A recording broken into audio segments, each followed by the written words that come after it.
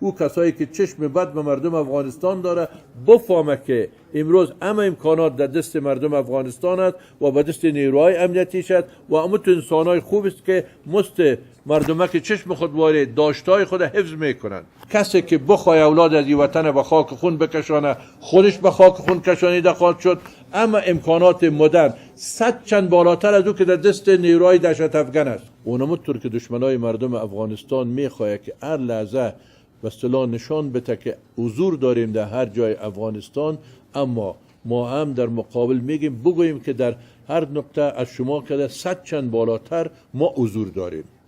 این حضور ما فقط وقت ثابت شده میتونه که اگر سرباز ما افسر ما امروز در داخل یک موضع است از وظایفی که برش سپرده شده از اونا با سرسپردگی دفاع میکنه، همونطور تعلیم و تربیت دیده، اونمونطور امکانات تسلیحاتی و تجهیزاتی در اختیارشان گذاشته شده، اونمونطور در سطح رهبری که به اصطلاح سطح پایان شروع میشه تا بالا در ولایت ما در سطح رهبری در وزارت داخله همه از اینا شایسته از این هستند که اینا را بگوییم نیروهای امنیتی که واقعا از وطن خود، خاک خود، ناموس خود به درستی دفاع میکنند.